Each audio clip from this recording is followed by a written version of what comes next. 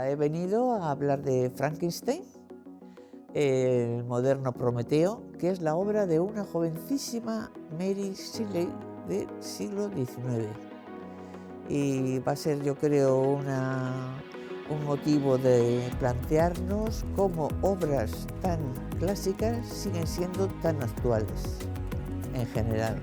Y nos hablan en el fondo del corazón humano. Bueno, pues encantadísima de estar con esta gente joven, a ver si me pasáis vuestra energía y vuestras ganas de vivir, que falta me hace, y es un placer y siempre es una novedad, porque llegamos a una edad, aunque yo he sido profesora muchos años, y prácticamente desde las etapas más de niño hasta la universidad, siempre es un motivo de alegría encontrarse con vosotros y vosotras, sobre todo cuando ya hemos perdido la costumbre de ir a clase como la hemos tenido durante años, ¿no? El caso es que cuando a mí me propusieron un poco dar alguna charla en torno a la literatura, elegí un libro que me parecía que estaba como muy de moda, y antes de que Guillermo del Toro presentase su última versión, porque vamos a hablar de unos libros en literatura que fueron escritos en épocas muy anteriores a la actual, y se han mantenido y siguen vivos y tienen una lectura y una audición y un interés que nos preguntamos ¿por qué? ¿Por qué será? Entonces, Guillermo del Toro, la versión que ha hecho este mexicano, yo no la he visto, no la he querido ver. Diréis, ¿por qué? Pues porque yo voy a hablar de la original, de la versión original que fue escrita por una chica jovencita de 18 años, Mary Shelley, y bueno, luego se editó 1908, 1800, vaya, ahora me falla la... Bueno, ya me aclararé. Pero luego fue retocada, pero me sigue interesando y es fundamental el saber lo que en aquella época inquietaba y nos transmitían en el siglo XIX, como en el siglo XXI, se siguen planteando y siguen interesando las mismas cosas. No dudo, ya la veré, la película actual, no dudo que, por ejemplo, en efectos especiales y todo esto será una maravilla, porque además la cinematografía de este director es así. Pero a mí me interesa mucho más transmitiros, acercaros y comentar con vosotros esta obra histórica. Normalmente se habla mientras se pasan las diapositivas, pero hoy he pensado que como es literatura y en la literatura el contar, el hablar es muy importante, iba a proponeros hablar un rato sobre la película y sobre lo que podéis saber y quizá yo también hablar un poquito de ella antes que enseñaros ya cómo era Mary Shelley, cómo era... Entonces, si yo digo Frankenstein, ¿con qué unís? ¿Quién es para vosotros Frankenstein? Tiene mucha actualidad, además se emplea mucho, pues el gobierno Frankenstein, dicen muchos. Dices, ¿por qué se une gobierno y Frankenstein? ¿Frankenstein quién es? ¿Un monstruo? No, ¿Eh? no sé, algo así, ¿no? ¿El monstruo? No, es un zombie, ¿no? O el que hizo el monstruo, el doctor Frankenstein. En toda la obra, en la obra original,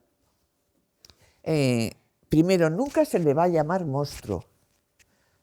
Aunque pasa por ser una novela de terror y la primera obra de ciencia ficción, en realidad se le va a llamar el ser, la criatura.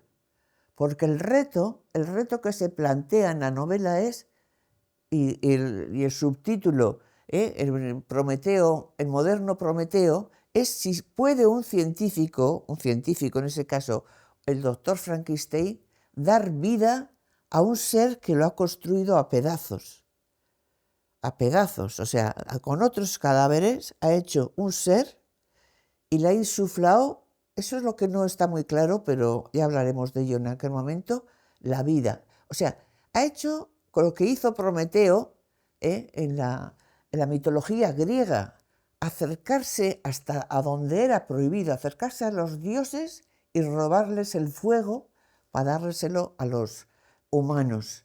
Y en castigo, los dioses ataron a Prometeo a unas rocas y como eran así, porque no se andan con chiquitas, pues me da, no sé qué decirlo, pero mandaban un águila toda la noche a que le comiera el hígado a Prometeo y al día siguiente volvía a hacérsele un hígado y volvía el águila. O sea, eso os digo un poco el mito. Es decir, le infligen un castigo tremendo, horrible, espantoso, por haberse atrevido a acercarse demasiado al fuego, a la divinidad, a intentar ser Dios. Entonces, el subtítulo que pone Mary Shelley a su primer manuscrito es el moderno Prometeo.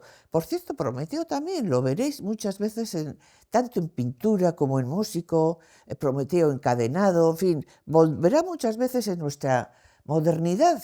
Todos estos dioses y titanes de la mitología griega tienen todavía mucha actualidad, ¿eh? Pero volvamos a Mary Shelley.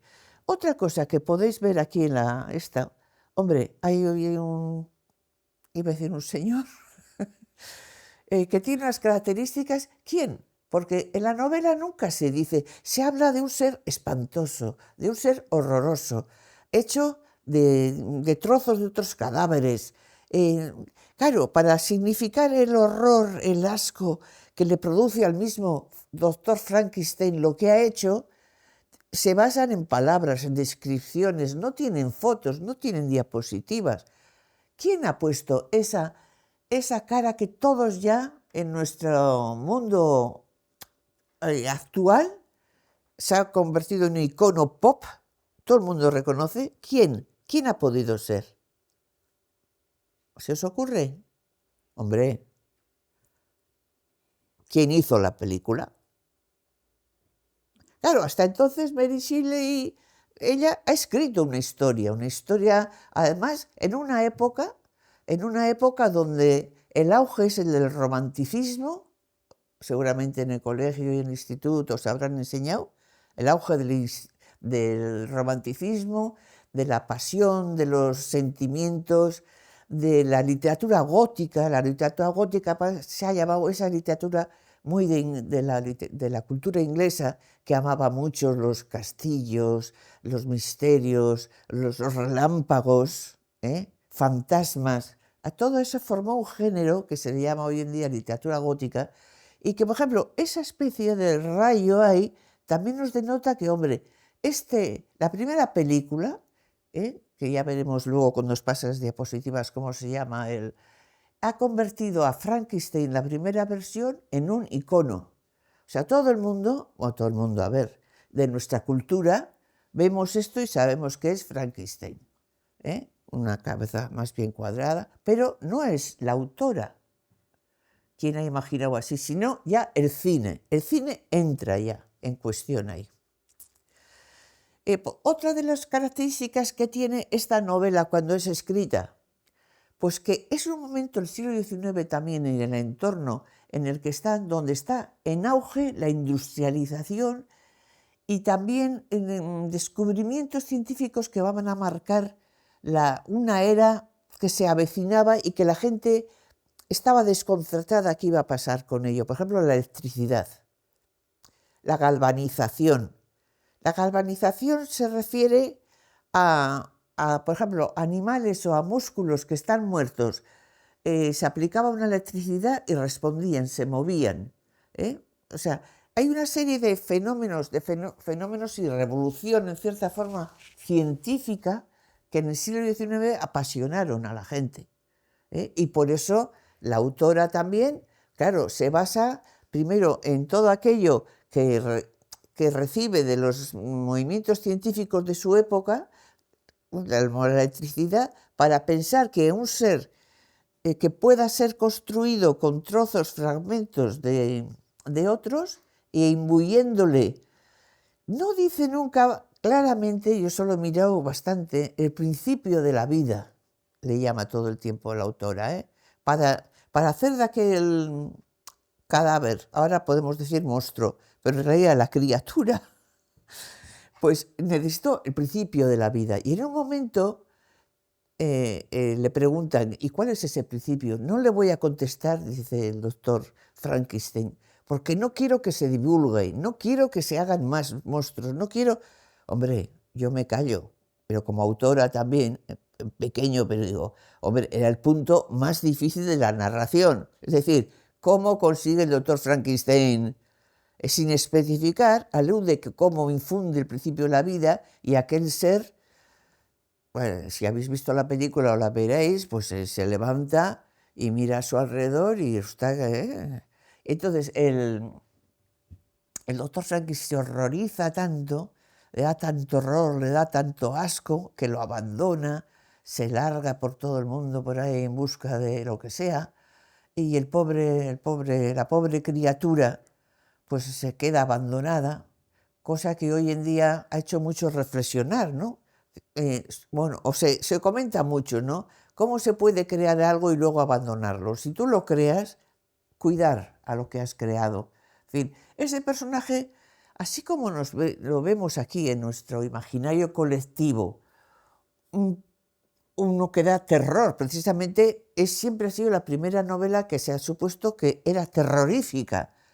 Pero hoy en día, cuando la leemos, más que terrorífica, te empieza a plantear una serie de problemas que se juntan más con la marginalidad y con la falta de amor, porque es un monstruo o una criatura que el pobre quiere que le quieran y está constantemente pidiendo amor, y nadie, aparte de que nadie le hace caso, no solo, es que le apedrean, es que le quieren matar, es que le persiguen, es que le atacan, es que en fin, un bullying constante, ¿eh?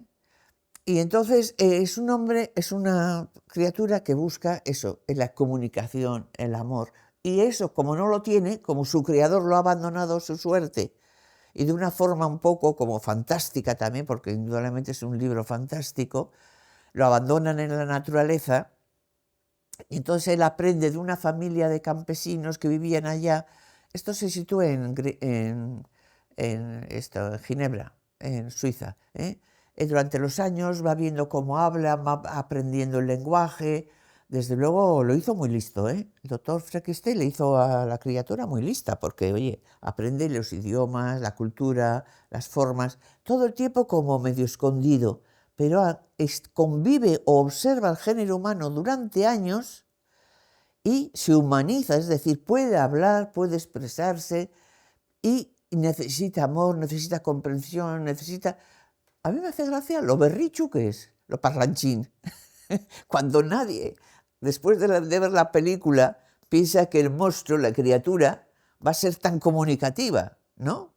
¿Y qué va? En la novela es que es un ser que demanda constantemente atención, comprensión y que no la abandonen. Hay un momento que le pide también al doctor Frankenstein, le dice que le haga una compañera, porque él no puede estar sin amor, no puede que haga a alguien semejante a ella, y así podría. Y ahí se lanza un poco el médico bueno, siempre dentro del horror, y siempre de que no lo quiere ni ver, y anda escapándose, y en fin, para eso hay que leer la novela.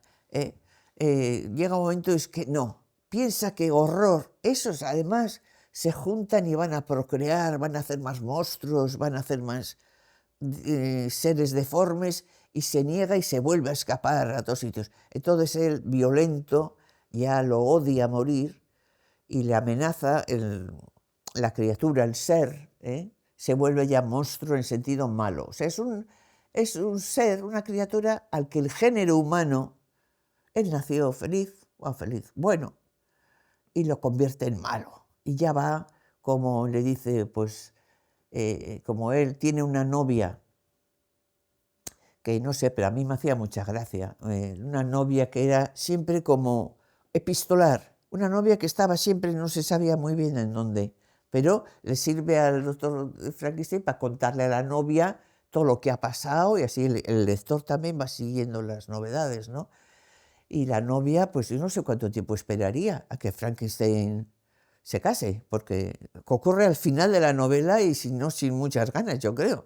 Pero el caso es que le dice el monstruo, la criatura, le dice, te odio, te odiaré y estaré en tu noche de bodas.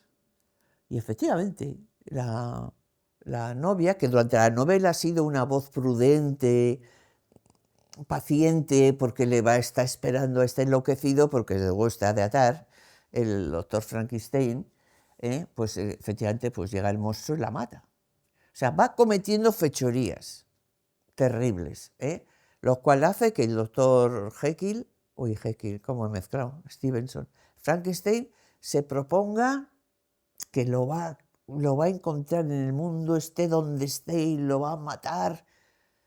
Y así comienza la novela. ¿Dónde? Y en el Polo Norte diréis, Dios mío, hay un capitán inglés que se aventura en busca de ambición y de poderío y de prestigio por el Polo Norte navegando y ve una balsa abandonada con un señor al que recoge, que es Frankenstein, que a su vez andaba detrás del monstruo para matarlo, y este medio muerto le va contando toda esta historia. Por ejemplo, eso os lo quería decir porque las novelas del siglo XIX, y sobre todo las románticas, y las de este estilo, no son contadas principio, desarrollo, fin, son contadas de una forma distinta, que no deja de ser muy atractiva, y por eso la literatura, a quien le guste, pues es hermoso ver cómo, por ejemplo, en el siglo XIX se escribían y se contaban tantas cosas por medio de cartas. O sea, yo me voy enterando en las novelas y la voy leyendo porque va contando en sus cartas. Doctor Jekyll no le recoge medio muerto ahí en el Polo Norte. Y entonces empieza a contar. Entonces pasa contando no sé cuántas hojas y hojas y hojas. O en otro momento le escribe a su novia y le escribe el desarrollo que ha tenido su maravilloso invento y lo que sea. O sea, la forma de contarnos va cambiando en la historia de la literatura, y esta es una forma también que si la leyese hoy en día y en la versión original, es decir, os resultaría peculiar. También mucho el estilo de decir las cosas. Hablan con una pasión, con unos términos, con una euforia, con una alegría, con un dolor, con un desgarro. Todo es muy, no sé, por eso el romanticismo también, un poco caricaturizado, siempre se ha pensado en el amor, ¿no? Claro, no se trataba tanto de reivindicar el amor, sino reivindicar en general los sentimientos, enfatizar la vida. Entre otras cosas, que el movimiento romántico era muchísimo más complejo que todo eso. Entonces aquí también los sentimientos son expresados de tal forma y con tal pasión que al lector moderno también le choca un poco, que dices, joder, qué exagerado, y cómo hablan, y choca pero hace gracia. Como ejemplo os he traído para que vieseis un poco a qué me refiero, ¿no? Por ejemplo, un fragmento. Nada, justo un pinchito, un piscolabis así del texto. Pero, por ejemplo, el doctor Frankenstein, ¿cómo expresa su horror? Habla así. Era una lúgubre noche de noviembre cuando contemplé la culminación de mis trabajos. La lluvia golpeaba tristemente contra los cristales y mi vela estaba a punto de extinguirse, cuando, a la débil luz del candil agonizante, vi que el ojo amarillento de la criatura se abría. Un horror y una repugnancia indescriptibles inundaron mi corazón. Había elegido sus rasgos pensando que serían hermosos. Hermosos, Dios mío, pero aquella piel amarilla apenas cubría la estructura de músculos y arterias. Sus ojos acuosos, su gesto convulso, todo era espantoso, ya veis, ¿no? Que todo tiene un... Bueno, y esto es lo más suave, todos los demás también, para explicar su dolor, sus ganas de suicidarse, de matarse, de pasar a mejor vida, su amor por su amigo que luego también le mata el monstruo, en fin, todo es como de una intensidad que no deja de ser, pues no sé, en cierta forma novedoso en el sentido de que hoy en día, en general, y si no se está haciendo una parodia, se escribe de una forma quizá más contenida y sin explicitar tantos otros sentimientos.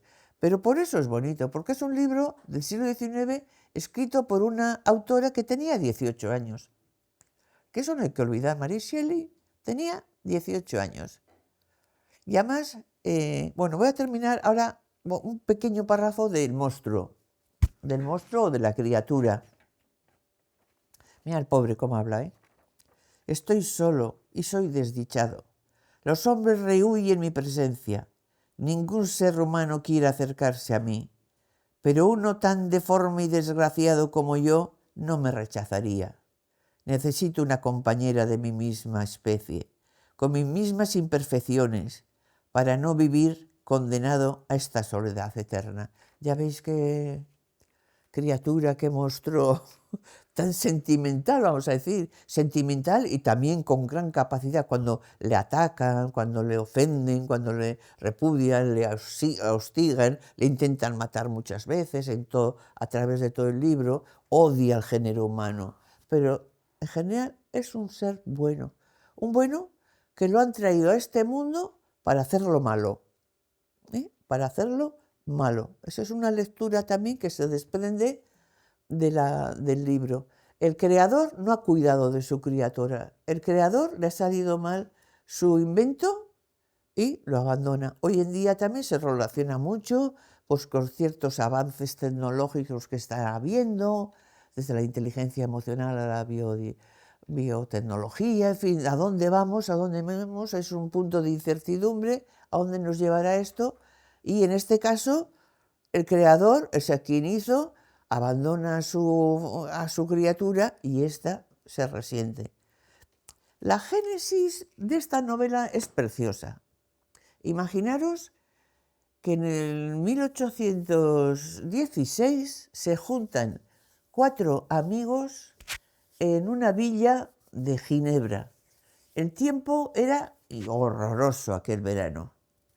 Era horroroso a causa de un volcán que había tenido inmensas erupciones en Indonesia, había traído muchísimos cambios climáticos. Yo leyendo esto me acordaba del momento que estamos viviendo de cambio climático, eso porque aludían, y que era real, esto no es la novela, esto es la historia. ¿Cómo ha sido concebida esta novela? Entonces, en ese verano, que fue el verano peor que recordaban los ingleses de la época, 1816, se reúnen 4 personas en Ginebra. ¿Y qué personas? Lord Byron, ¿os dice algo? Lord Byron, literatura inglesa, el gran poeta Lord Byron, eso en el colegio, en el instituto se tiene que aprender. Con eso hay que... O sea, generalmente se suele saber, todo el mundo Lord Byron quién es, como se sabe quién es Cervantes.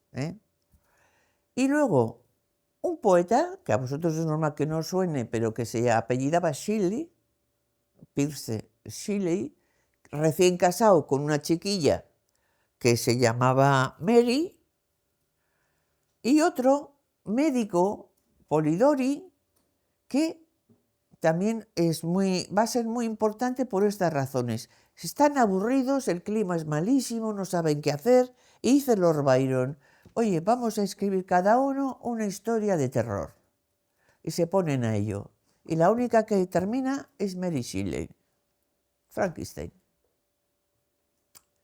Pero Polidori, por ejemplo, que fue un médico de Lord Byron, ¿no? Hace un primer manuscrito del vampiro, una novela donde ya aparece el vampiro, que luego lo cogerán otros autores y vendrá la saga de los vampiros y Drácula, etc. Pero también una obra importante que abrió el paso al mito, no voy a decir, pero a la idea en nuestra conciencia cultural, Drácula, como Frankenstein, tienen un gran sitio y se sigue produciendo novelas, series, películas, y Frankenstein también. O sea que en aquella noche, desde luego, fue muy fructífera. Entonces, Mary Shelley terminó con 18 años, tenía su su novela hecha. Luego yo ya leyendo un poco más ya veía que y salió la primera edición. Aquí está, os enseñaré luego cuál es la primera edición en inglés. Pero a los 2 años ya su marido ya había metido mano ahí, porque su marido era como el ilustrado, el poeta, ¿no? Ya había metido el texto, ya corrigiéndola a la pobre, ¿no? Digo la pobre porque, oye, y a mí me gusta, pues os digo que yo me voy a basar, y lo que he leído y esto, y os lo recomiendo también, es lo que escribió aquella mujer, Mary Shelley, con 18 años, aquella noche tan especial, ¿no? Y es más, es la hija de alguien también que es una mujer que todas las mujeres tendríamos que aprendernos de memoria quién es. Yo ya lo aprendí como muy joven, ¿eh? Mary Wollstonecraft, se escribe así y así lo digo, con imperfección, que fue una mujer fantástica, maravillosa, en época de la Revolución Francesa, que fue la primera en escribir la Vindicación de los Derechos de la Mujer, en 1793. Imaginaros, una mujer de una valía, de todo. Tiene 4 o 5 obras fundamentales, sobre todo esta la primera vez que se escriben los derechos de la mujer, y en plena Revolución Francesa, en 1793, fue esta, Mary Wollstonecraft, madre de la autora de Frankenstein. Y la pobre, digo la pobre porque leyendo, precisamente murió con 38 años, Mary Wollstonecraft, al dar a luz a Mary Shelley. Ya rabia, ¿no? Porque, fíjate, pero bueno, desde pequeña también conoció Mary Shelley un cierto abandono, orfandad, no lo debió pasar muy bien, ¿eh? Pero bueno, en ese contexto surge esta gran novela que ha perdurado hasta nuestros días, de la que se han hecho muchas ediciones, se ha traducido a muchísimas lenguas, han hecho muchísimas películas y sobre todo la de, veremos el nombre escrito, Wall, se escribe Wall, James Wall, donde hay una escena que es icónica. ¿Sabéis qué quiere decir, no? Icónico quiere decir algo que ya lo tenemos todo, poco como Frankenstein es icónico. Es decir, si a ti te dicen Frankenstein, o dicen por el gobierno actual, ahora no lo dicen, pero hubo una temporada que decían, ese gobierno Frankenstein, ¿por qué? Porque está hecho de retazos, de aquí para allá, y a los que no les gustan este gobierno, pues encima, pues fíjate qué monstruo, ¿no? Bueno, pero me refiero a que Frankenstein ha perdurado hasta nuestros días, lo seguirá, porque vehicula unas ideas que son muy, muy importantes y esenciales al género humano, ¿eh? Lo que yo aludía, que hay una escena que yo siempre lo unía con Frankenstein y que no he encontrado en el libro, es una escena famosa, igual vosotros la habréis visto, donde se acerca el monstruo a la orilla del río y hay una niña deliciosa, rubita, que está deshojando margaritas y está echando las margaritas al río. Y le dice, lo tenéis en YouTube, ¿eh? Si queréis, está en YouTube. Yo en mi PowerPoint no he conseguido traer el YouTube, ponerlo en la diapositiva. Pero bueno, va el diálogo, ¿eh? Eso lo hemos visto todos. En la película, porque resulta que eso no es la novela no cuenta nada de eso. Y va echando las hojitas y le dice, pues monstruo, como sea, ¿no? O criatura, o ser, ¿quieres ser mi amigo? Mira las florecitas. Y el monstruo no, la criatura está embelesado con la niña, alguien le quiere, alguien le hace caso, la niña está echando los pétalos al río y tal y cual. ¡Ay, qué bien todo! Entonces piensa, coge a la niña y la tira al río. Y glu, glu, glu, glu, glu, glu, la niña. Entonces toda la gente, cuando se entera, la cosa, le rodea, lo mata, lo quiere matar. Y claro, esa escena que yo creía que era Frankenstein puro, puro y duro, pues está horrible, no está en el libro. Eso lo ha puesto el que hizo la película, que es la película icónica, donde se ve este Frankenstein y donde la niña que os digo también ha pasado en nuestro imaginario siempre. La inocencia y el perverso, que el pobre no sabía que era perverso, ¿no? A mí siempre ha sido una escena que, claro, cuando yo estaba me acostumbraba a verlo eso en muchas películas. Hay muchas alusiones a esa escena y siempre lo pasas mal porque sabes que esa persona que está haciendo ese daño no es consciente, no lo sabe. Bueno, yo vengo a hablar. Si queréis preguntar, comentar, encantada de, de comunicarnos un poquito, si os apetece, vamos, porque vamos a pasar a ver las diapositivas y vamos a poner ya caras a todos estos que estábamos hablando. Pero si igual alguien ha visto algo o lo ha relacionado o ha visto la película de la última versión.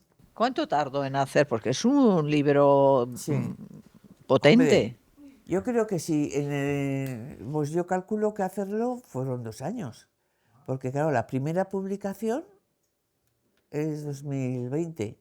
Y luego es cuando ya vienen otras reediciones donde han intervenido el poeta Percy. Pero para hacer el texto, pues ya, bueno, es muy significativo. Una chica joven que ha escrito eso, pues todo el mundo se cree en la necesidad de que ese manuscrito tiene que ser. Pero yo creo que no hay que negarle pues ser un genio en ese momento, un momento de genialidad.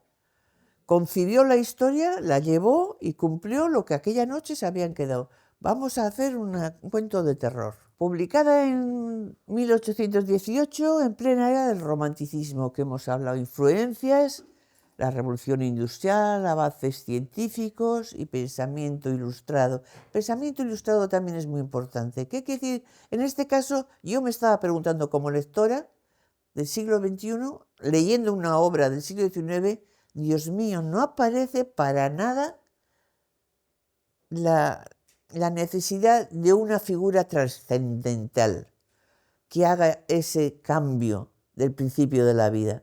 ¿Os imagináis esto cómo tuvo que sentar en la iglesia? Aquí no hay creación, aquí no hay dedo divino, aquí no hay milagro, aquí no hay nada.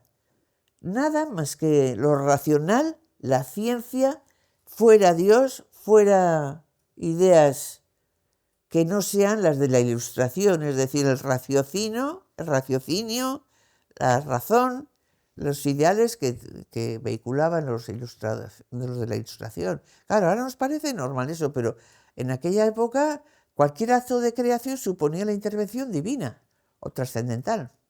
Nació del famoso Verano sin sol, el que hemos aludido, en 1816, que es cuando ya inventa la historia, y en el 1818 se publica. Cuando me has dicho cuánto tardó, claro, pero escribir es eso, tú coges una idea un día, una noche, y la mayoría pues no siguen para adelante, porque ni Lord Byron ni los demás, bueno, el Polidori, sí, terminó el vampiro. Bueno, aquí y allá, que es un encanto, una preciosidad, ¿no? Bueno, o sea, sí me lo parece a mí, 18 años o un poco más de lo que... Pero luego también estoy leyendo sobre su vida y... Es duro, es muy triste toda la vida de... Y hijos y muchos nacer y morir y también muchas depresiones y ni todo escribió más novelas, Y aquí la madre, hija de Mary Wollstonecraft y esposa del poeta Percy Bysshe Shelley. Tenía solo 18 años al escribir Frankenstein. Su vida, marcada por la pérdida y la muerte, influyó profundamente en la novela. Porque realmente esa criatura, ese ser que luego le vamos a llamar monstruo, el monstruo de Frankenstein, pero en realidad es una bolsa de deseos de amor, de comprensión, de diálogo. Y ya como personaje también habla mucho, se extiende muchísimo, para ser realmente un ser creado desde la podredumbre. Esta es la primera edición, aquí en el que veis a la derecha, la primera edición del libro. Y aquí pone, en 3 volúmenes, de Modern Prometheus. Víctor Frankenstein crea un ser a partir de cadáveres. La criatura, rechazada por todos, busca afecto y comprensión. Y el conflicto central se ha formado así: creador versus creación, y ética versus ambición. Yo creo que, por ejemplo, quien le recoge en el Polo Norte también al Frankenstein le avisa a Frankenstein que no ambicione nada o tanto, porque le va a llevar a la perdición. Es decir, hay una idea de quien ambiciona mucho y pretende mucho, quien es Prometeo robando, o quiere ser Prometeo robando el fuego a los dioses, acaba mal. Bueno, estos son unos cuantas de las ediciones de Frankenstein.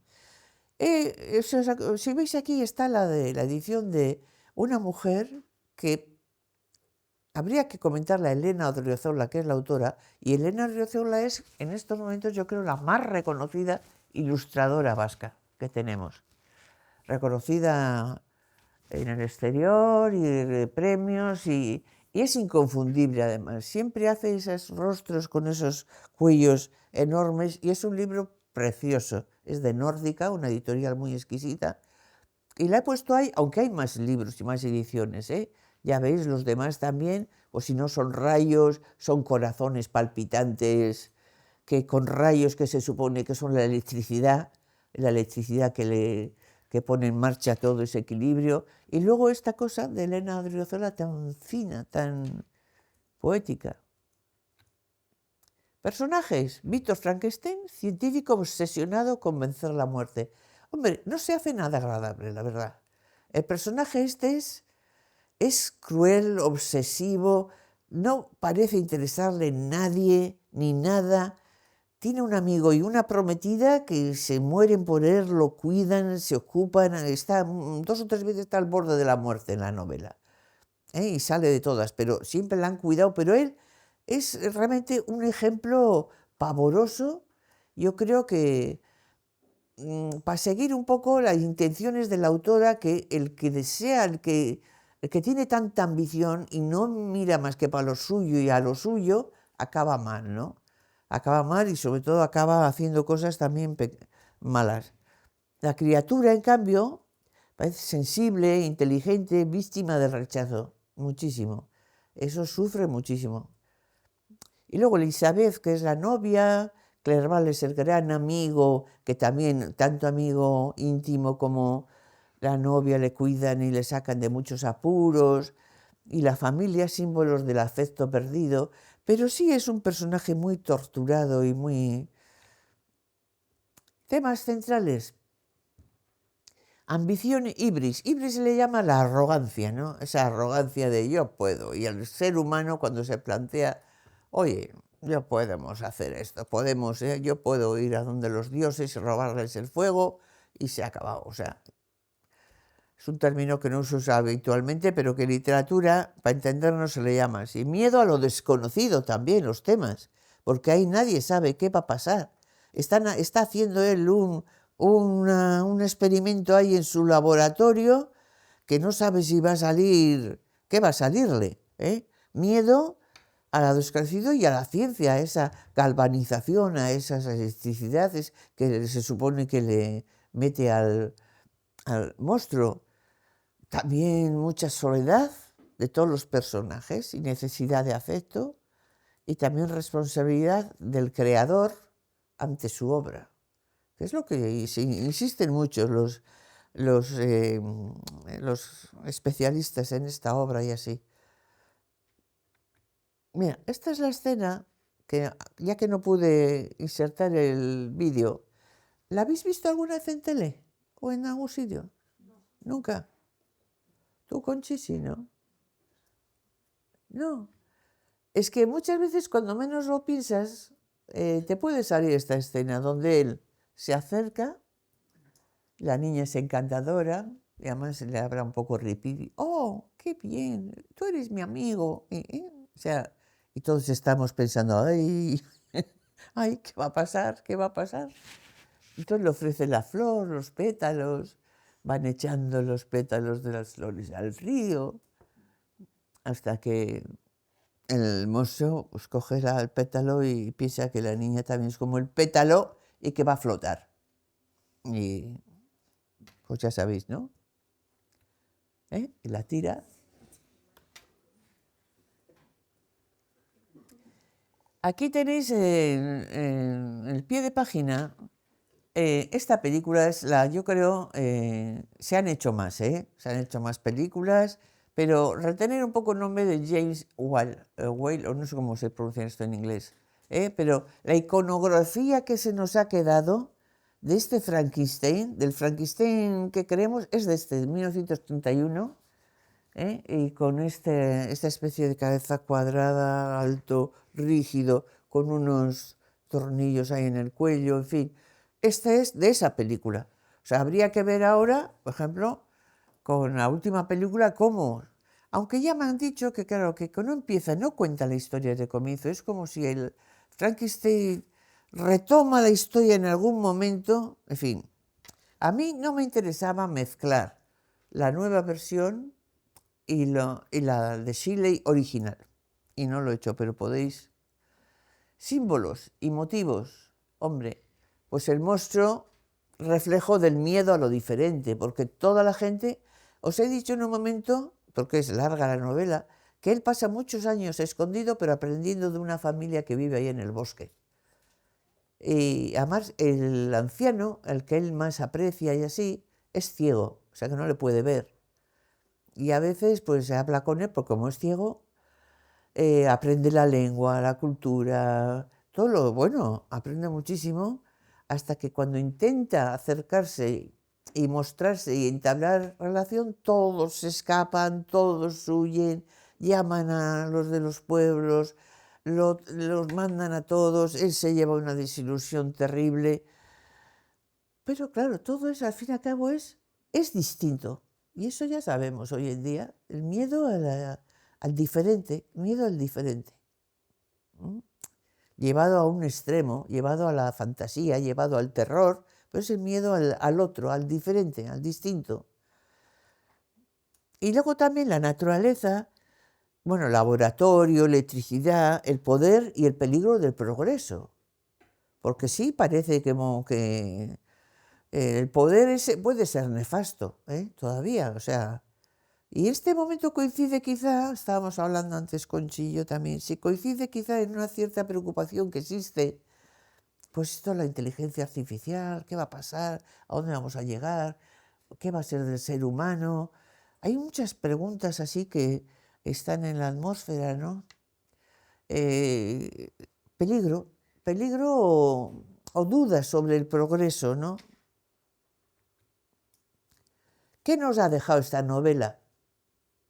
Hombre, la primera novela moderna, que se considera moderna, sobre todo porque no hay ninguna existencia de la trascendencia.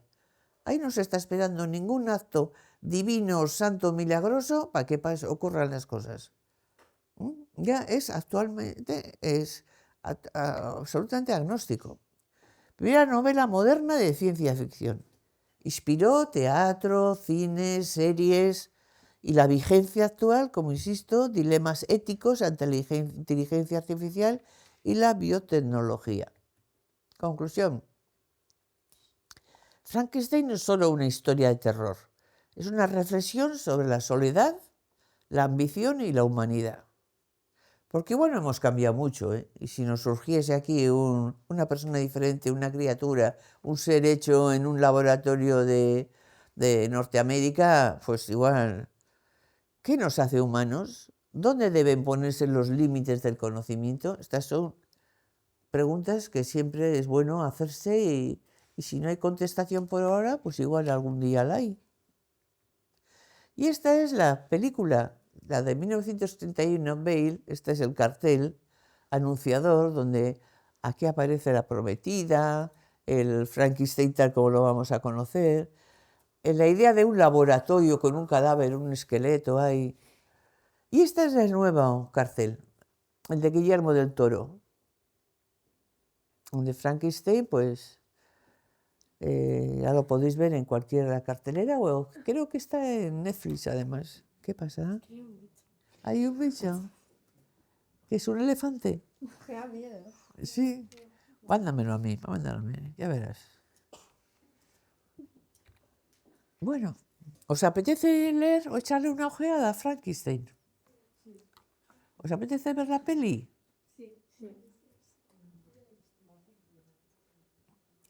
¿Alguien la ha visto?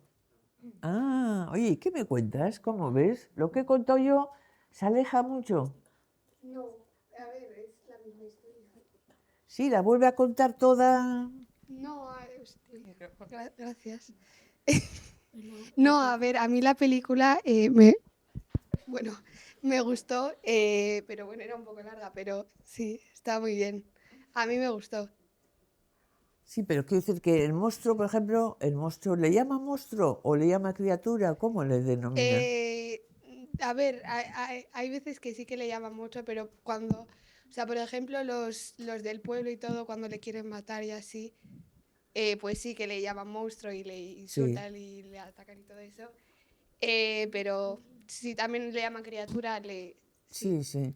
Los científicos, o bueno, quien lo hace, le llamará criatura y los del pueblo monstruo. La escena de la niña no es. Esa no la pone en el libro, ¿no? Esa es, la recupera el no me director. acuerdo. No, Te, no sé si la... te acordarías.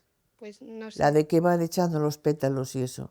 No sé. No, no, yo supongo que no, porque eso es que ese director ha aportado, a su vez, ha hecho una lectura personal y aporta esa escena, Sí. Bueno. pero no es del libro.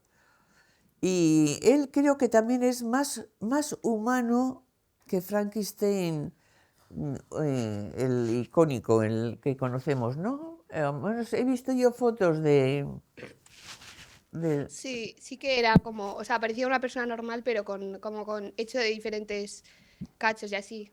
Pero sí que podrías. Pero no tan así como, No, era normal. sí, más normal o más Sí. humano o más. Pues me alegro, a mí, no te digo porque mi sobrina, por ejemplo, la ha visto y me dijo que le encantó.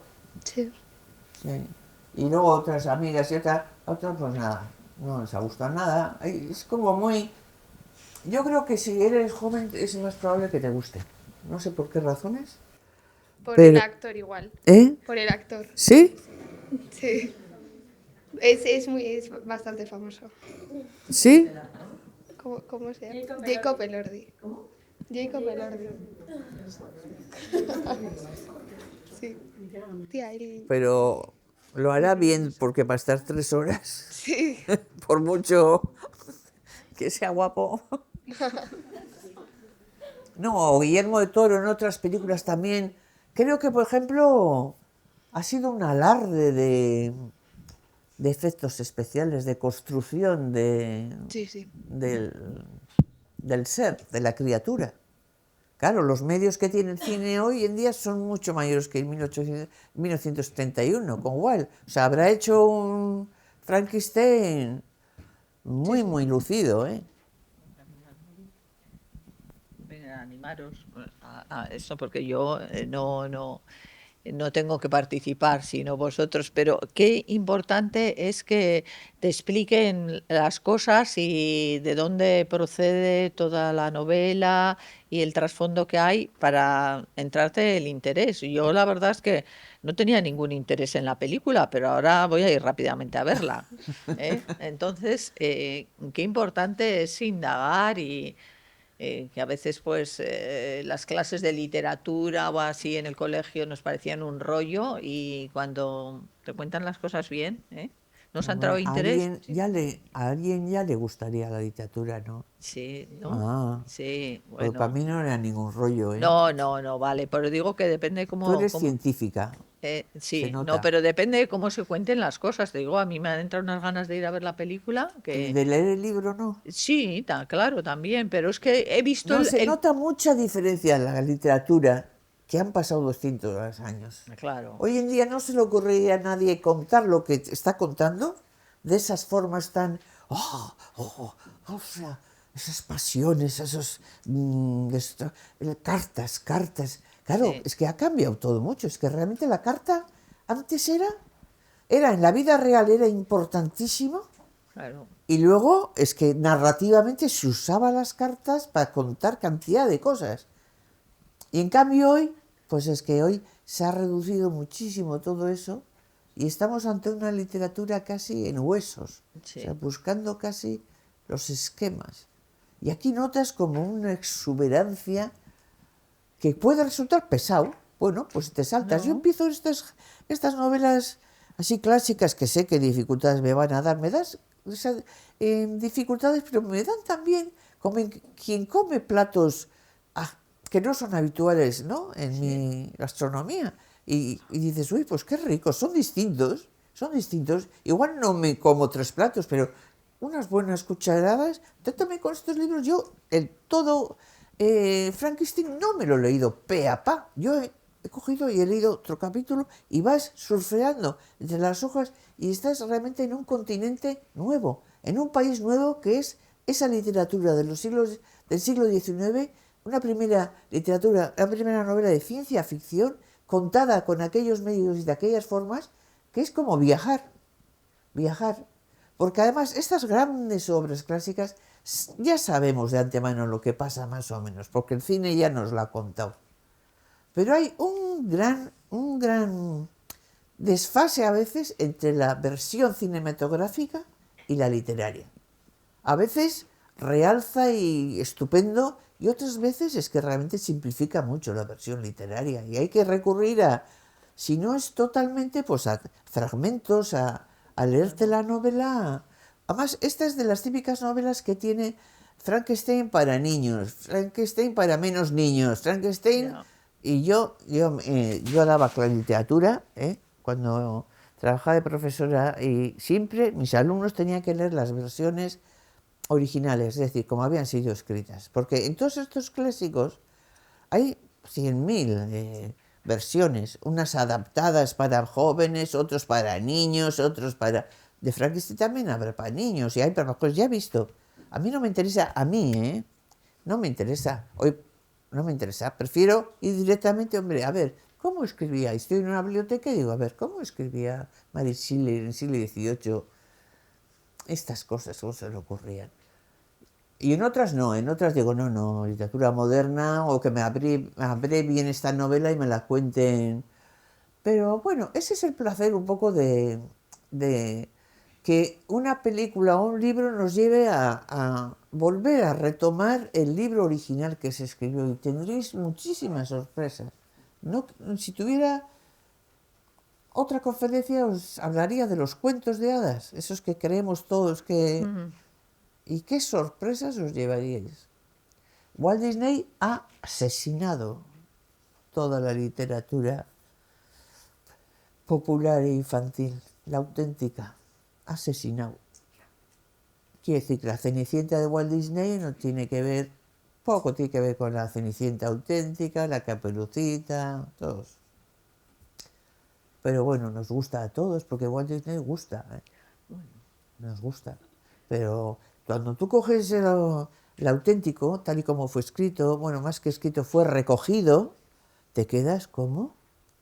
En el siglo XVII se recoge, que dice que es literatura oral, se recoge por primera vez el cuento en Francia, Charles Perrault, el siglo XVII, se recoge el cuento de Caperucita Roja, que es un clásico mundialmente conocido, cada cultura tiene su versión. Bueno, pues Charles Perrault, cuando recoge el cuento tal y como oía él en aquellos años, era, y cuando se acercó... y la abuela le dice al lobo, ¿y qué brazos más grandes tienes? Pues para abrazarte mejor. ¿Y qué dientes más grandes tienes? Para comerte mejor. Pues termina. Y el lobo se zampó a la abuela. Ahí termina. Que la abuela... que el lobo se comió a la abuelita. No, es eso. O sea, en el siglo XVII ese era el cuento. ¿Qué pasa? Que han dado tantas vueltas que en el siglo XIX ya salen los hermanos Grimm, que ya recogen otra versión, que aparece un cazador, que el cazador le abre la tripa al lobo, en fin, todo lo que quieras. Pero en el siglo XVII, por eso es bonito ir a las fuentes a ver cómo fueron escritas las historias. Bueno, es bonito, a mí me gusta. Ya. No todos los días, pero oye, Sí. una tiene sus grandes sorpresas. Como yo no sabía que esta escena que yo creía que era Frankenstein puro, de la niña y el río y las hojas y el... Esto se lo ha inventado el cineasta. Si no aparece para nada en el libro. Eso. Y esas cositas son las que dan satisfacción cuando tu oficio te gusta. Cuando te gusta la literatura y cuando te gusta hablar y dar clases sobre ello, claro, porque es así.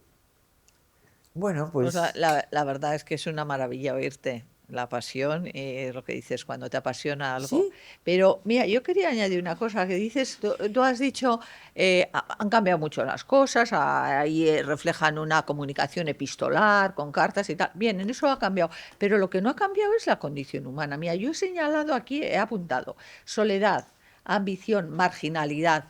A ver, actualísimo. sentimientos tan actuales, o sea, marginalidad, a ver, bullying, le están haciendo bullying. Bullying. Necesidad de amor, ambición, bueno, ¿qué hablamos de la ambición o de muchos humanos? Soledad, es que Sí, sí, he es muy, apuntado muy unas actual. palabras que, bueno, más vigentes, yo creo que en cualquier época encontramos la condición humana en su estado puro. Sí, sí. Puede darse más pincelada, edulcorar o tal, pero salen ahí. Por eso son los llamados libros clásicos. Y Eso. son clásicos porque no se agotan nunca. Eso es. Cada época hace sus lecturas y saca sus conclusiones. Y eso es una maravilla. Que un libro que fue escrito, porque no todos los libros que fueron escritos en el siglo XIX ahí a comienzos nos interesan. No, Y en claro. cambio hay otros, y bueno, lo mismo podría hablar de Drácula, ¿eh? Que Drácula es también, pero bueno, intenso e interesantísimo. Pero todos esos clásicos y que vuelven y vuelven al cine, y vuelven a editarse, y Claro. vuelven a... ¿Por qué? Porque siguen hablando, siguen hablando. Sí, algo que nos conmueve a los Sí, humanos, sí. porque nos toca, Sí. nos sentimos pues identificados en Sí. alguna medida cada uno. Y en con- el fondo es que estamos siempre en la misma problemática, Pues pues muy eso. parecida. Muy parecida. Los pecados capitales. Exactamente. Pues en María Son vas a tener que venir más veces, porque bueno, ya nos ha sacado Uy. varios temas, Drácula, los cuentos, ¿no? Bueno, chicos, chicas, Bueno, ¿no ha sido un placer, ¿eh? ¿queréis decir algo más? ¿No tenéis ganas de ver la peli? Sí, seguro que ahora la veis de otra manera. La verdad que te agradecemos mucho, porque aparte Yo de creo que tu... sí, porque a veces nos cuentan las cosas en un momento de la vida y luego te acuerdas de ellas a los 5 años. ¡Ah! aquello, Aquella señora que que vino. vino y Eso que es. dijo. Muy bien. Bueno, pues nada, a disfrutar del fin de semana. Eso es. Nos agradecemos mucho. Muchas gracias.